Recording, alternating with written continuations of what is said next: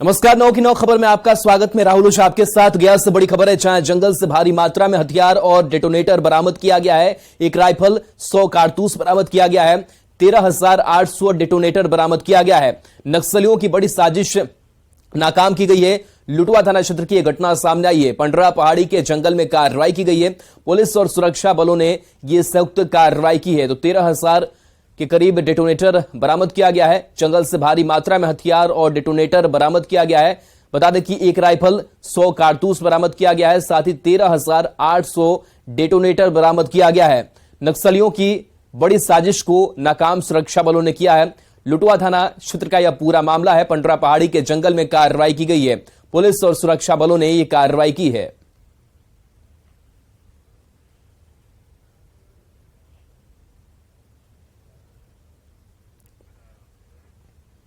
बेगूसराय से बड़ी खबर है, जहां दोस्त की गोली मारकर हत्या कर दी गई है। छगब्बी गांव में गोली मारकर हत्या कर दी गई है। पति पत्नी का विवाद सुलझाने शख्स पहुंचा था। बकरी थाना इलाके की घटना है। पुलिस पूरे मामले की छानबीन करने में जुटी हुई है। मृतक रामचंद्र महतो समस्तीपुर जिले के हसनपुर थाना क्षेत्र के विथान गांव का रहने वाला था। बताया जा रहा है कि रामचंद्र महतो पंजाब में रहकर ईट भट्टे पर मुंशी का काम करता था। 28 अगस्त को रामचंद्र महतो को सिबन महतो की पत्नी ने फोन पर कहा कि पति के साथ विवाद हो गया है। यह बात सुनते ही रामचंद्र विवाद सुलझाने पहुंच गया। तभी गोली मारकर उसकी हत्या कर दी गई। फिलहाल पुलिस पूरे मामले की छानबीन करने में जुटी हुई है। गए थे वहाँ पे। कहाँ पे गोली लगा था? चखम्बीर में। वो क्या करने के लिए गए थे वहाँ पे? वो दोस्त यारी था। वो जो गोली मारा था उसका बीवी जो कॉल करके बुलाई थी। अच्छा। हाँ, फिर पापा गए थे। तब उसके बाद कैसे क्या हुआ मेरे को पता नहीं। दोस्ती इन लोगों को हमसे 10 साल से है दोस्ती। किसके साथ? शिवन महतो के। शिवन महतो। अच्छा, तो बुला के गोली मार दिया? हाँ, बुला के मारा। समस्तीपुर के नरहन गांव में लापता व्यक्ति का मक्के के खेत से शव मिला है। शव के मिलने से इलाके में सनसनी फैल गई है। आसपास बड़ी संख्या में लोगों की भीड़ जुट गई। परिवार के लोग करंट लगाकर हत्या करने की आशंका जता रहे हैं। विभूतिपुर थाना की पुलिस ने शव को जब्त कर पोस्टमार्टम के लिए सदर अस्पताल भेजा, जहां देर रात पोस्टमार्टम के बाद शव परिजनों को सौंप दिया गया। जा रही है, जो हो सकता है, जो हत्या किया है तो करंट लगा के हत्या किया हो। किसी से कोई दुश्मनी? वहाँ पर 2 लड़का भी था। चाची और मेरी बहन देखी थी। भाग गया तो लुंगी पहन रखा था। वो ये बोला था लुंगी पहन रहा। भागलपुर के बबरगंज थाना क्षेत्र के वारसलीगंज मोहल्ले में सीआईटी की टीम ने छापेमारी की। इस दौरान टीम को करीब 50 लीटर देसी शराब मिली। टीम ने शराब के धंधे में शामिल सावित्री देवी और उनकी बहू अर्चना देवी को गिरफ्तार किया। इस दौरान उनका बेटा घर से फरार हो गया। मामले के बारे में विस्तार से जानकारी दे रहे हैं न्यूज 18 संवाददाता आशीष रंजन। बिहार में शराबबंदी के बावजूद भी लगातार शराब मिलने का सिलसिला जारी है। आज भागलपुर के बबरगंज थाना क्षेत्र के वारसलीगंज में देख सकते हैं आपकी ये कई बोतल जो है देसी शराब की वो बरामद की गई है एक घर से। और 2 महिलाओं को जो है पुलिस ने हिरासत में लिया है और इन्हें हिरासत में लेकर जो है थाने ले जा रही है। लगातार जो है शराब मिलने का दौर जारी है। वहीं सीआईटी की ये बड़ी उपलब्धि है, लेकिन सवाल खड़े हो रहे हैं कि सीआईटी की टीम को ये मालूम हो जाता है कि यहाँ शराब है, लेकिन थाने को इसकी सूचना तक नहीं मिलती है।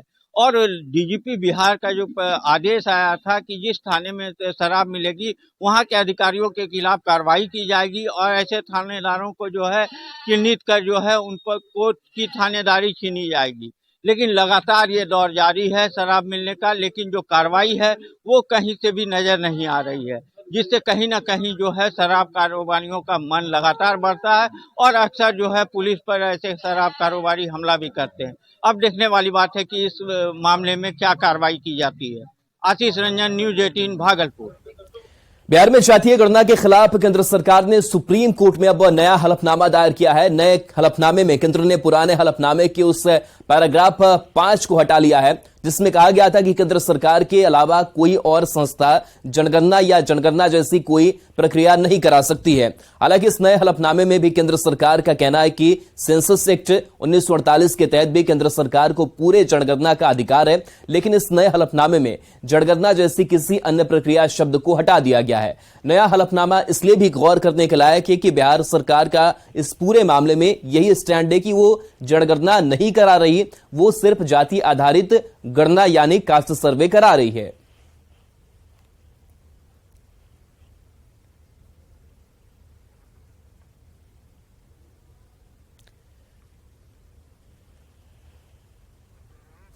तो जनगणना जैसी कोई प्रक्रिया राज्य सरकार नहीं कर रही है, राज्य सरकार गणना कर रही है, कास्ट सर्वे कर रही है।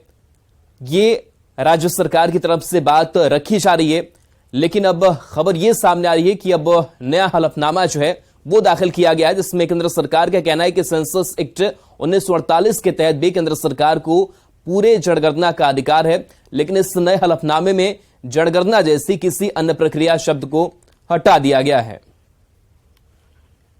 तो जातीय गणना की राह आसान है क्या? नए हलफनामे में पुराने हलफनामे के पैरा 5 को हटा दिया गया है।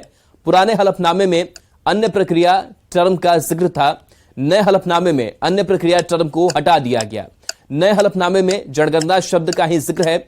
जनगणना को केंद्र सरकार का अधिकार बताया गया है। सेंसस एक्ट 1948 के मुताबिक जनगणना पर केंद्र सरकार का अधिकार है। नए हलफनामे के मुताबिक जनगणना जैसी अन्य प्रक्रिया पर केंद्र का अधिकार नहीं है। बिहार सरकार जातीय गणना या कास्ट सर्वे करा रही है। हलफनामे के मुताबिक इस पर केंद्र को आपत्ति नहीं है। बिहार सरकार का स्टैंड है कि वो जनगणना नहीं करा रही है। बिहार जाति आधारित गणना या कास्ट सर्वे राज्य सरकार करा रही है।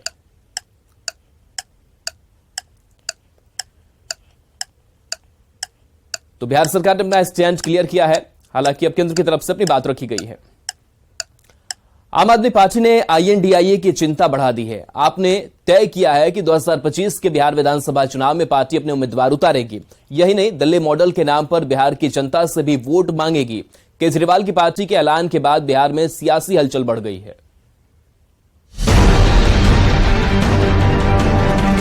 मुंबई में INDIA की बड़ी बैठक होने जा रही है, लेकिन इस बीच आम आदमी पार्टी ने एक ऐलान कर विपक्षी गठबंधन की चिंता बढ़ा दी है। आपने दिल्ली में बैठकर ये ऐलान कर दिया कि 2025 के बिहार विधानसभा चुनाव में पार्टी उम्मीदवार उतारेगी और दिल्ली मॉडल पर बिहार की जनता से वोट मांगेगी। हमारे राष्ट्रीय महामंत्री संदीप पाठक जी ने हम लोगों को निर्देशित किया है कि बिहार में जमीनी स्तर पर काम करें, पंचायत स्तर पर। आपने ये भी साफ कर दिया कि INDIA गठबंधन सिर्फ और सिर्फ लोकसभा चुनाव के लिए है, विधानसभा चुनाव को लेकर कोई बात नहीं हुई।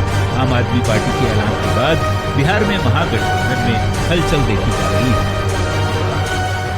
है। हम लोग के सेहत पर आम आदमी पार्टी हो या अन्य कोई भी लड़ते हैं तो उसे माननीय मुख्यमंत्री जी जो काम किए हैं उस आधार पर हम लोग चुनाव लड़ते हैं और सफलता मिलता है, आगे भी मिलेगा, कहाँ कोई दिक्कत है। अभी तो लोकसभा पार्लियामेंट के चुनाव है और अभी बोले हैं हम पार्टी वाले बोले हैं कि सब ठीक हो जाएगा, इंडिया गठबंधन होगा, जब चुनाव होगा पार्लियामेंट के बाद सब ठीक ठाक रहेगा।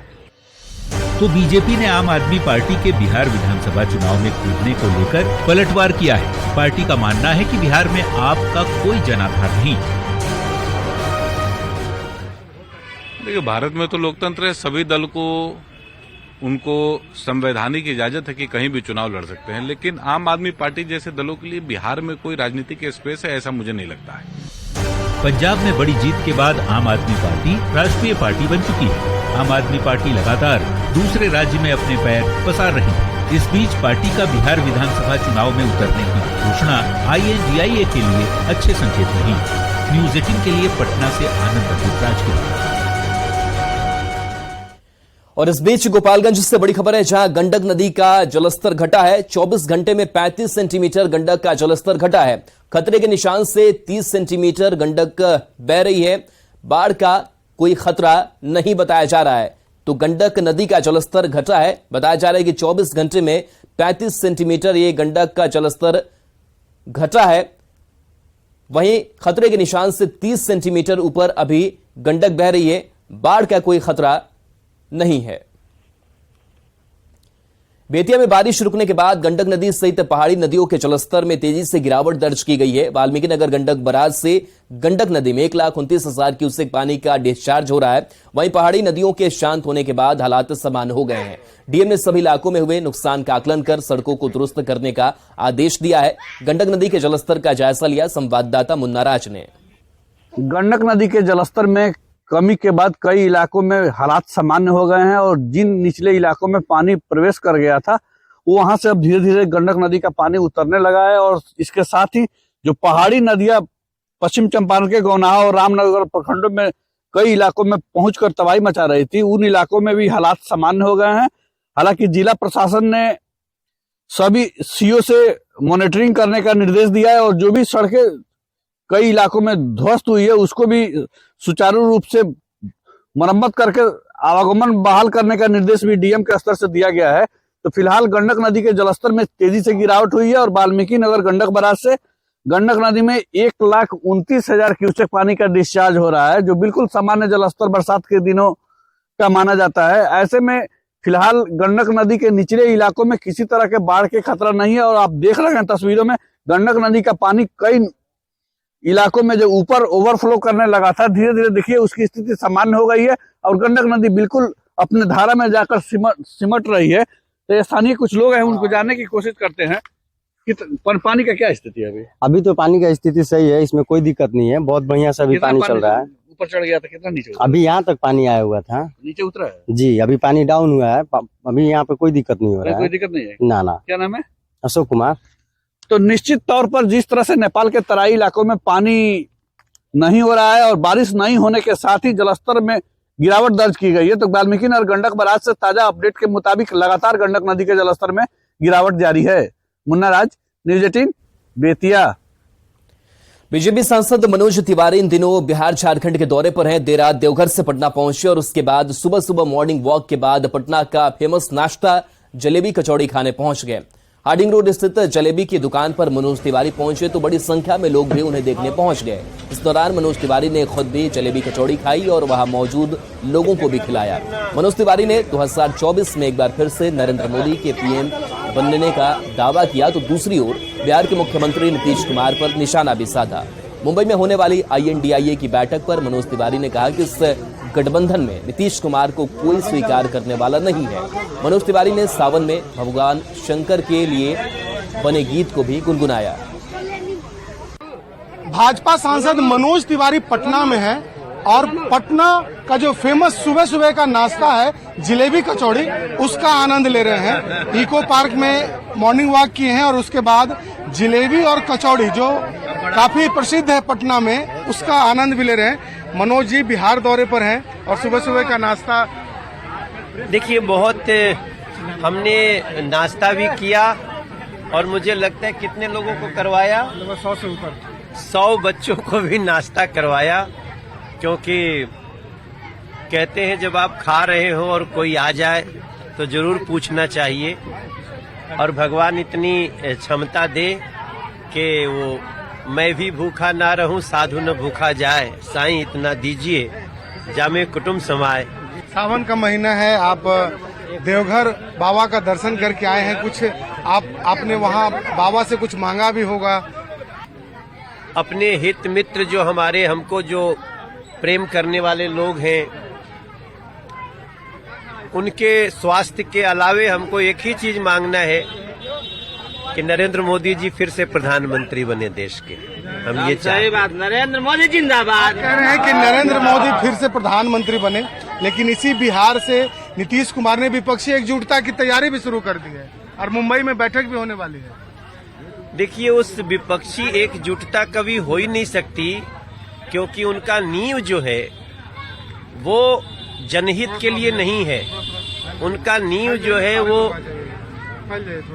स्वहित के लिए है। अपने अपने अपने कई लोग अपने भ्रष्टाचार को छुपाने के लिए मिले हैं, उसमें नीतीश जी भी हैं। मनोज जी एक और है, आप देवघर गए होंगे सावन के महीने में देवघर गए, कुछ गीत भी आपने जरूर गुनगुनाया होगा क्योंकि जो कांवरिया है वो जाते हैं तो ज्यादातर आप ही के गीत सुनते हुए देवघर पहुंचते हैं। इस साल एक गाना बहुत बज रहा है, मैंने सुना कि डूब जो रे मनवा डमरुआ वाला जोग में, डूब जो रे मनवा डमरुआ वाला जोग में, डम डम के भाव समझ ले ये करा में रहस्य भरल बा, बम बम के मंत्र जप ले ये में बड़ बड़ दुख जरल बा, डम डम के पुकार बम बम के गुहार करे काम हर रोग में, डूब जो रे मनवा डमरू का जोगी बन। हमारे साथ मनोज तिवारी थे और पटना इस वक्त आए हुए हैं और देखिए यहाँ पर अपने समर्थकों से, यहाँ जो पटना के जो लोग हैं उनसे फिलहाल घिरे हुए हैं, लेकिन इनका दावा है कि फिर से एक बार 2024 में प्रधानमंत्री नरेंद्र मोदी फिर से एक बार प्रधानमंत्री जरूर बनेंगे। सुपर स्पेशलिटी अस्पताल बन चुके रांची सदर अस्पताल में न्यूज 18 की खबर का बड़ा असर हुआ है। 14 करोड़ रुपए की लागत से अब सदर अस्पताल में जरूरी जांच मशीनों को लगाने की प्रक्रिया शुरू कर दी गई है। बता दें कि कोरोना के दौरान और उसके बाद से लगातार सदर अस्पताल में सिटी स्कैन, इको, सीटीजी समेत दूसरी जरूरी जांच मशीनों को लगाने की मांग की जा रही थी। हाल ये था कि मरीजों को जांच के लिए सीधे रांची सदर अस्पताल से रिम्स रेफर किया जा रहा था। न्यूज 18 पर मशीनों की मांग को लेकर लगातार खबर चलाई गई। अब जरूरी मशीनों को लगाने की प्रक्रिया शुरू कर दी गई है। इन मशीनों को सितंबर तक इंस्टॉल कर देने की उम्मीद है।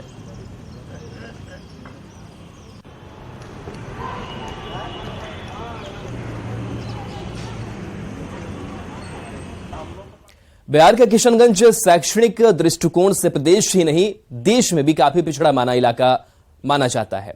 ऐसे में किशनगंज की सिंघिया +2 हाई स्कूल की शिक्षिका कुमारी गुड्डी का चयन इस साल राष्ट्रीय शिक्षक पुरस्कार के लिए होना किशनगंज के लिए साथ ही साथ पूरे प्रदेश के लिए गौरवपूर्ण रहा। कुमारी गुड्डी अंग्रेजी की शिक्षिका हैं। उन्होंने अपने 26 साल के शैक्षणिक करियर में काफी उतार चढ़ाव देखी। इस सफर तक पहुंचने के लिए उन्होंने अपनी परिवार और स्कूल के छात्रों को श्रेय दिया। बता दें कि पूरे बिहार से मात्र 3 और देश से 50 शिक्षकों का चयन हुआ है। बिहार किशनगंज की +2 हाई स्कूल सिंघिया की शिक्षिका कुमारी गुड्डी का चयन इस साल राष्ट्रीय शिक्षक पुरस्कार के लिए हुआ है। न्यूज 18 से बातचीत में गुड्डी ने बताया कि स्कूल में पढ़ाई के साथ साथ वो लड़कियों को जागरूक भी करती है। अभी हम मौजूद हैं सिंघिया हाई स्कूल में, जहां पे राष्ट्रपति द्वारा एक शिक्षिका को चयनित किया गया है, जिसमें राष्ट्रपति द्वारा उनको अवार्ड दिया जाएगा। तो हम उनके साथ मौजूद हैं, बात करते हैं उनके एक्सपीरियंस के बारे में कि और कैसे उन्होंने काम किया जिसके लिए उन्हें चयनित किया गया। क्या कुछ कहेंगे? जी, बहुत धन्यवाद कि आपने मुझे ये अवसर दिया और राष्ट्रपति महोदया के द्वारा मुझे अवार्ड प्राप्त होने वाला है। तो ये मेरे लिए ही नहीं, मेरे जिला के सभी शिक्षक बंधुओं के लिए, मेरे सभी पदाधिकारियों के लिए, पूरे किशनगंज जिले को और साथ ही पूरे बिहार को आज बहुत ही गौरव का पल है ये। और क्या क्या काम ऐसा किया जिसके चलते आपको ये चयन किया गया? आपको क्या महसूस होता है? मुझे बहुत अच्छा लग रहा है कि मेरे कार्य को एक प्लेटफॉर्म मिला है अभी, क्योंकि मैंने बहुत सारा काम किया है। लगभग 26 वर्षों से मैं शिक्षा के क्षेत्र से जुड़ी हुई हूँ और मैं लगातार बच्चियों के लिए और बच्चों के लिए कार्य कर रही हूँ। मेरे एक्टिविटी बेस्ड क्लासरूम जो है वो पूरे जिले में फेमस है। ये थे हमारे साथ मैडम गुड्डी, जिन्होंने बताया कि राष्ट्रपति द्वारा चयनित होने पर उनको काफ़ी खुशी है और उन्होंने अपने कार्य को काफ़ी इस तरीके से किया है जिसके लिए उन्होंने अवार्ड मिला है, जिससे काफ़ी उत्साहित हैं। आशीष सिन्हा, न्यूज 18 किशनगंज। खबरें लगातार जारी, एक नजर इस वक्त के हेडलाइंस पर।